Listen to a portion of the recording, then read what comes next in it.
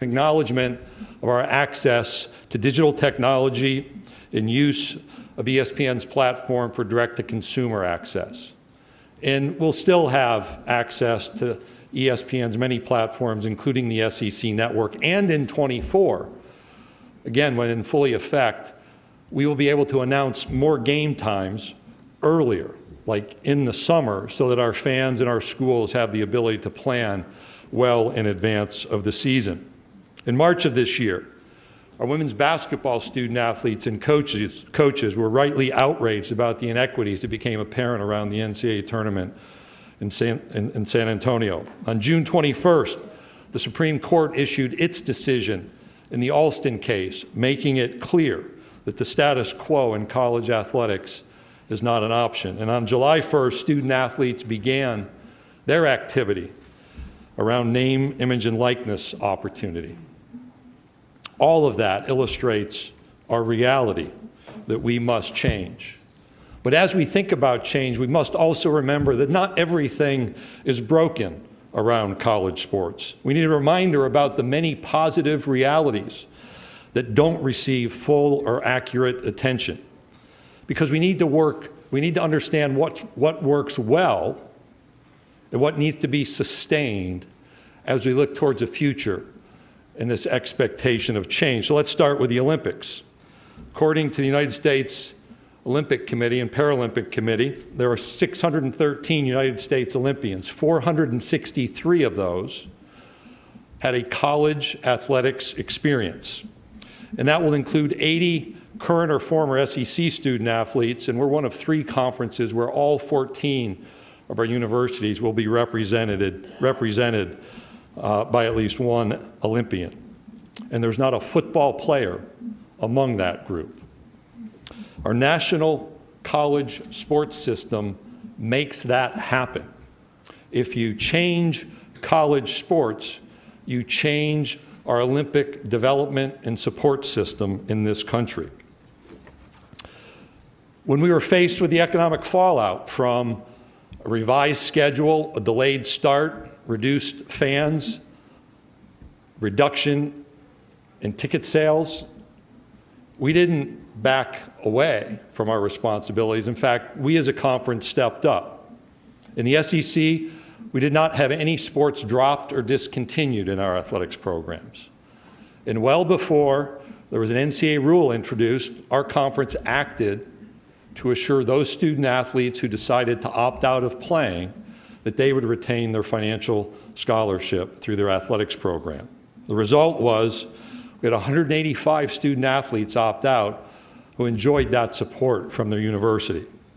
And while we're talking about accurate data around college athletics, understand that our student athletes don't go hungry. There are no limits around the nutritional support provided to our student athletes. There's also been misrepresentations of what happens when a student athlete is injured. Understand, when a young person enrolls on our campuses to participate in college athletics, they, as a matter of standard practice, go through advanced medical screenings. The reality is, young people have maladies detected through that process that for the first time are frequently treated.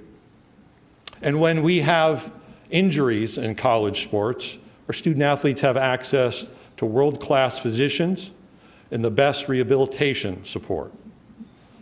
And when a student athlete is injured and no longer able to participate in their chosen sport, our universities willingly provide support under the NCAA's medical exemption category, and last year that included financial support to 105 student athletes in this league.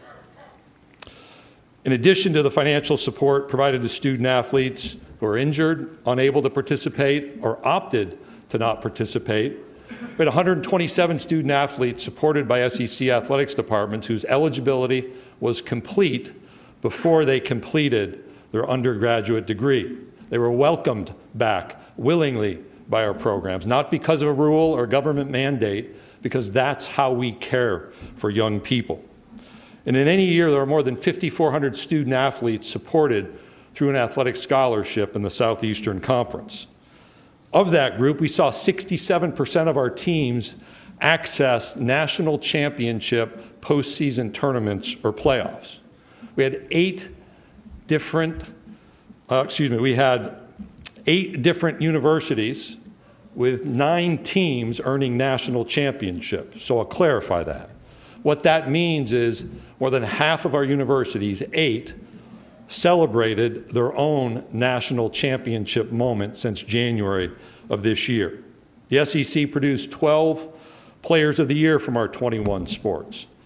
We had the NCAA Woman of the Year, a National Football Foundation Scholar Athlete, 2 Honda Sport Award winners, and I could go on with a list of individual accolades.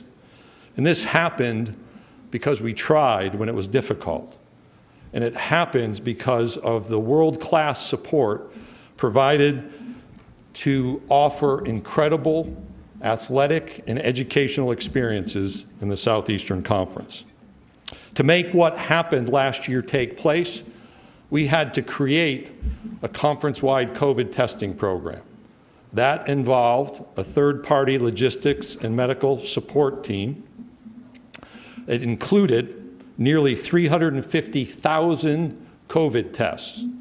About 340,000 were lab-based PCR. That was our standard through the week, through every sport, regardless of the season. Another 10,000 rapid antigen tests. Right now, 43% of our football teams, that's 6 of 14, have reached the 80% threshold in roster vaccination. That number needs to grow and grow rapidly. We have learned how to manage through a COVID environment, but we do not yet have control of the COVID environment. And that finds us preparing to return towards normal this fall. But we see realities around us. Olympians are removed from participation because of positive COVID tests. The Yankees-Red Sox game last Friday was postponed. And sadly, our colleagues at North Carolina State weren't able to continue the competition in the College World Series, which we cherish competition, particularly at that time of the year. But each reminds us of the need to be vigilant about our health. Let me be clear to our fans, to our coaches, to our staff members, and to our student athletes. COVID-19 vaccines are widely available. They've proven to be highly effective, and when people are fully vaccinated, we all have the ability to avoid serious health risks, reduce the virus's spread, and maximize our chances of returning to a normal college football experience and to normal life. With 6 weeks to go before kickoff, now is the time to seek that full vaccination. And we know nothing is perfect, but the availability and the efficacy of the COVID-19 vaccines are an important and incredible product of science, not a political football, and we need to do our part to support a healthy society. Because as we look back, the potential absence of college sports last year caused us to think about not losing sight of the lifelong experiences, the laboratory of learning that takes place, and the educational benefits that accrue to the people who participate on our teams. But just like every human endeavor, college athletics is not perfect. And you know the criticisms. Many of you have likely written those criticisms. And as leaders, we have a responsibility to improve our attention to genuinely identifying, addressing, and resolving the lingering issues. Not everyone's going to be pleased, and change takes time. However, if we understand both the strengths of college sports and the key areas to be addressed, we can work towards effective solutions. But let's leave the legislative issues and the COVID issues for just a few moments. We now have William Tate leading LSU as the SEC's first African-American president or chancellor. We have African-American athletics directors. We have head coaches in men's basketball and in women's basketball from underrepresented groups.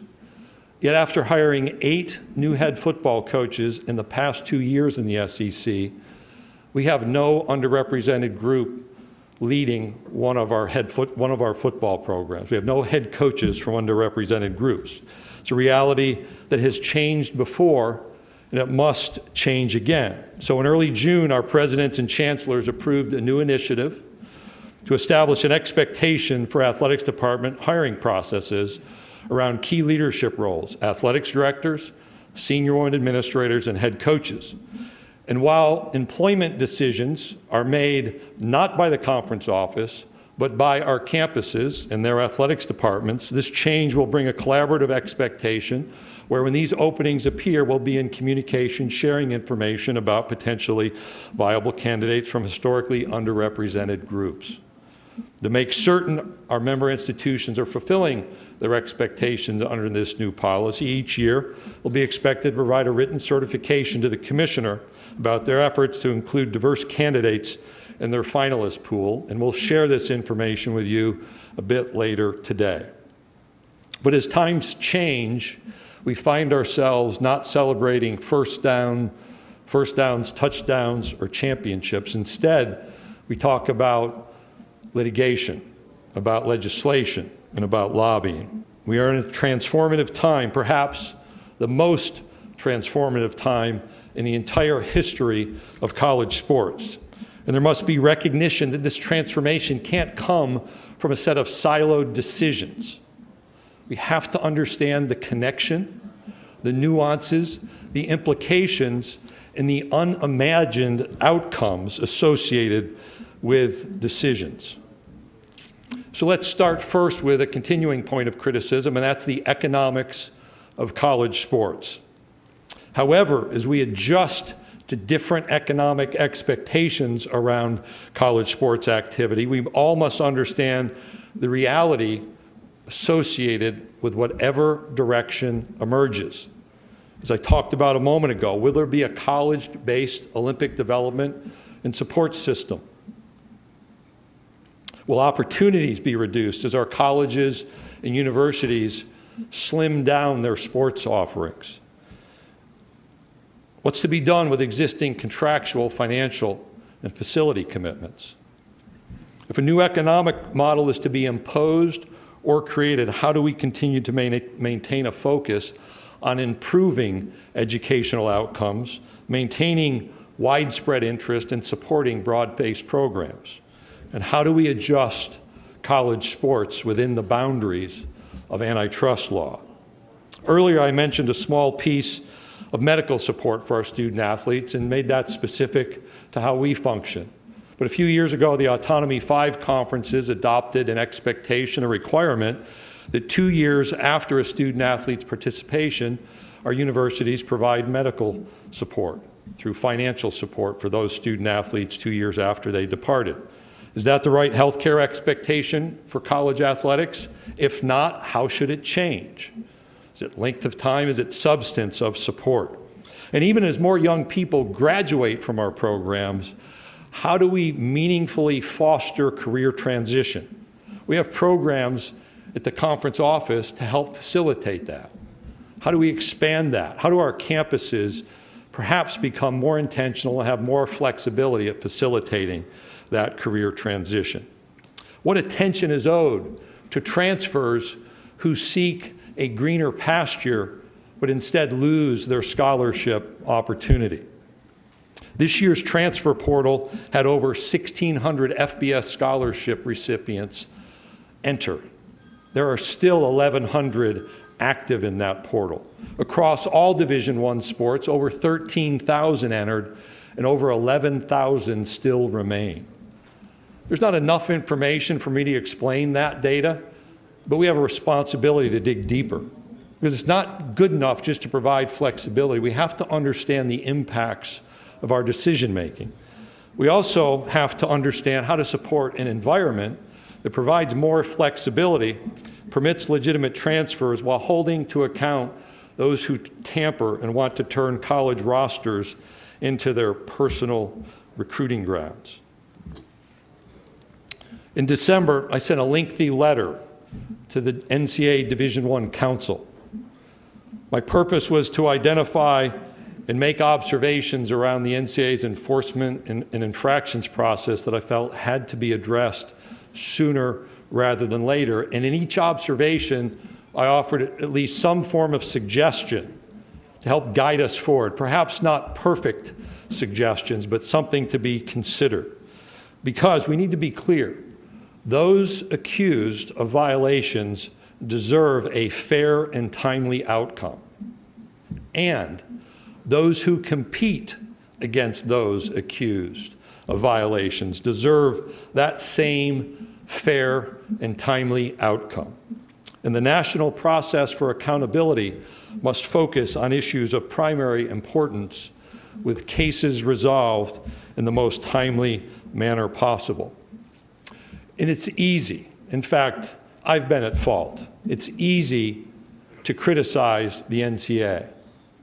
It's an organization of over 1,000 different institutions at 3 different divisional levels. In Division I, there are 351 campuses, 32 conferences.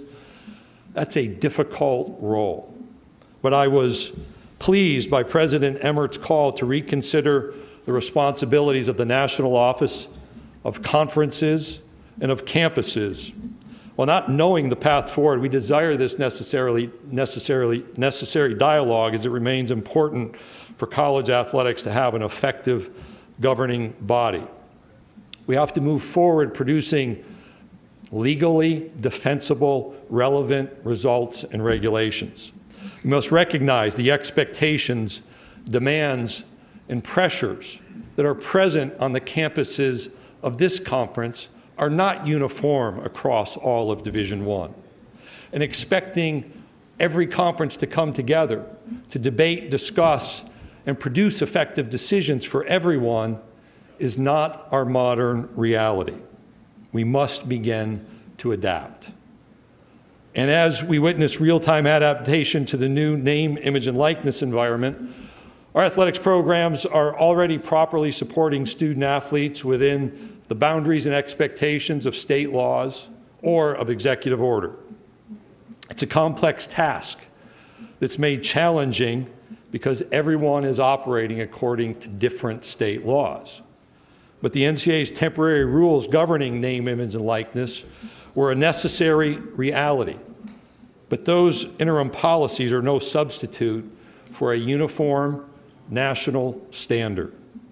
While we all will benefit from a standard that supports the interests of student athletes while preventing exploitive practices, with policies that can be understood and administered by universities and colleges at every level, while also providing prospective student athletes with clarity as they are recruited nationally across state lines and have to understand the different name, image, and likeness laws. Because state laws are either inconsistent or non-existent, the NCAA rules can no longer resolve key issues. We need a federal solution. We understand it's difficult to gather the support for such federal legislation. However, congressional action is necessary if we're going to provide every student a clear, consistent, and fair opportunity to benefit from their name, image, and likeness. The Southeastern Conference and our member universities are ready to engage in the collaborative problem-solving effort with all of college sports major stakeholders. Our present reality highlights the need for a national dialogue on what is expected of college sports, be it healthcare, educational certainty, career transition, examining the economics, or myriad other issues. We in the SEC are dedicated to the shared values of higher education and high-level collegiate athletics competition while ensuring the unifying traditions and spirit of college sports remain interwoven into our nation's campuses and our communities. And we must now take the additional step of ensuring student athletes are provided with modern and reimagined opportunities to benefit from their participation in college sports. Let me again say thank you for everyone who made it possible for us to be here today.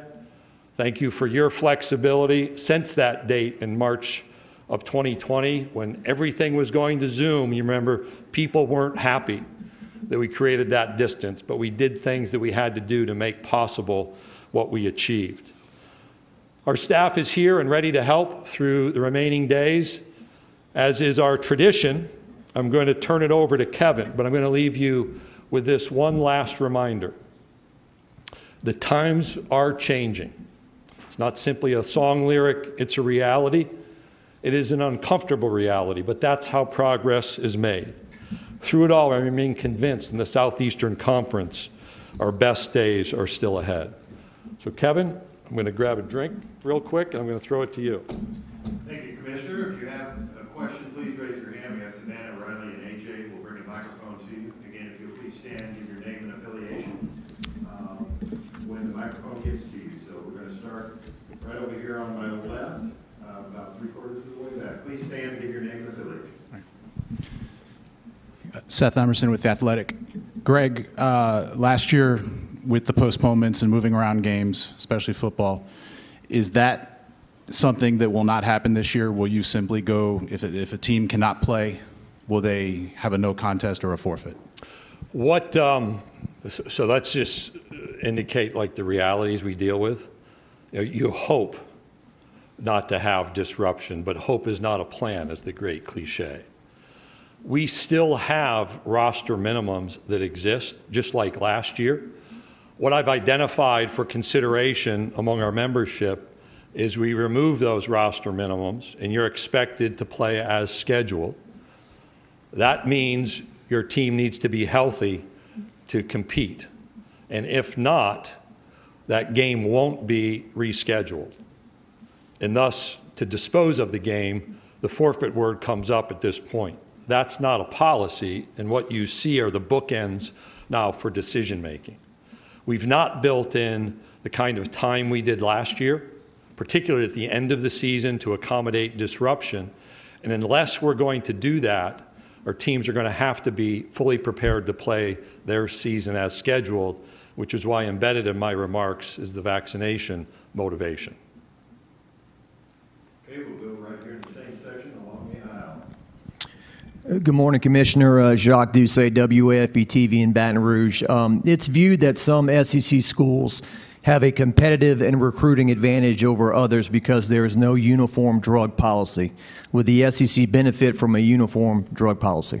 We've talked about that issue for years, and I'll give you credit because I don't think I've had that question like 3 or 4 years. So there's a set of things that usually happen in Destin. That's one of them. As Ross Dellinger knows, the alcohol question was always there, so that was his task. Which is not linked to your question, by the way, so I want to draw the distinction between the legal and the illegal. We've not gone back into that conversation. Our member universities have felt it appropriate to allow each campus to make its own decisions around drug policy. Our universities have policies that extend even beyond their athletics program, so it's not been a point of conversation. We'll go down here to our left, second row, Ron. Yeah, Ron Higgins, TigerRagMagazine.com. With all the changes in college athletics, with the NIL and players transfer rule and whatever, are college commissioners closer than, say, 5 years ago, until, especially the Power 5 conferences into splitting off into their own little country, so to speak? I don't know where, well, I guess it was Commissioner 5 years ago. It's been a long time. You tried to give me a day off, and then you throw that one at me on social media. No, that's not the focus. I went through a list of observations that aren't just NCAA related. They are college athletics related. That's actually us. And some ideas, in fact, ideas that I've had, actually don't resolve issues. They just linger. And so are we closer? Not in my imagination. I do think we all have to be mindful of the reality in front of us. And as I noted, when President Emmert spoke about the need for change and reimagining the national office role, the conference role, and the campus role, that doesn't speak to your question, but it does speak to we're going to have to administer this differently. That's likely the next process. Yet, Ron, I think people are going to be asking that question of me. I think within our programs, people will ask that question of me. I think nationally, people will ask that question of me. But it doesn't predict that kind of outcome at this point. We'll stay in the same section, about 4 rows back, right in front of me. John Talty, AL.com. Greg, you said we need a federal solution. I guess what, if anything, gives you the confidence that Congress can actually deliver a solution to these issues? All I can do is keep asking and making the case for why it's necessary. And I've learned over the last 2 years I should have paid much more attention in high school civics, because I'm learning much. You know, the Schoolhouse Rock, I'm just a Bill video was like my expertise, and it's magnified. There is no assurance. I hope, and I've testified once, I've had conversations, to provide some education and perspective about what that national standard would mean. We've also, and I've said here, are willing to discuss other aspects that may be on congressional leaders' minds. I don't know that we can resolve every one of them through federal legislation, nor given the level of care we provide, do I think every element needs to be regulated. I do think every element needs to be understood. So, John, do I have assurance? Can I predict an outcome? I cannot. And if that's where we are, we're going to be dealing with this tension. We're going to learn a lot. Obviously, we have in the last, 3 weeks. We'll learn a lot in the next 3 months. And we'll see how that guides us if, in fact, there is no federal legislation. But think about some elements that I mentioned. Start with a prospective student athlete who's recruited by our universities. That's going to be somebody recruited nationally. How do they and their family understand what name, image, and likeness policies are going to apply upon their collegiate enrollment? States are all different, or they don't have anything, and they've just been given permission, so some level of institutional policy provides. When you examine state legislation, there's not a high level of oversight. And I just read on Twitter some really high number of businesses that are now in this space. Yeah, there are businesses that are well-intentioned that will support young people, but outside our league, at different levels, I've heard of young people walking into compliance offices with contracts that say, pay so-and-so $5,000, they'll create your brand and your website, or $10,000 or $15,000. That's not this one-sided flow of money that everyone expects. So how do we oversee this properly? And if the outcome of the Alston case is we have to be less restrictive in NCAA rules, then we're back in this conversation about Congress. And that's the difficulty of being a conference commissioner, an athletics director, or compliance coordinator right now. And I will give you a point of praise, because you asked a question that was actually really important last July at this time. End of Paul's show, and congratulations to Paul on a contract extension being announced. You asked, why are we trying to play college football? And you provided me lack of sleep that night, because that's the kind of question that should have been asked, and actually worked with a lot of people to try to answer why we needed some clarity. And hopefully people are convinced we did it well, we did it right, and it was an appropriate step. And I'm not blaming it on you, John, but I just give you credit for raising an issue that cost me some sleep to try to figure out a path forward a year ago. Commissioner, go over the left, third row. Hey, Greg. Jared Joseph with Fox 44 in Baton Rouge. You talked about COVID and the need for vaccination, but as cases continue to rise in different parts of the country, are you coordinating with other schools? For example, with LSU season opener against UCLA and the county reinstating a mask mandate, what are the conversations like as far as attendance and roster management goes? A couple aspects. One, there still is communication among the conferences, particularly the 5 conferences and our medical leaders. That began last May, was incredibly beneficial, and will continue now. Our campuses who are traveling to those non-conference games are going to be in communication with the host and the host community to understand what policies will apply. Chicago, for example, had a no vaccination, out-of-state travel limitation on the states of Missouri and Arkansas announced last week.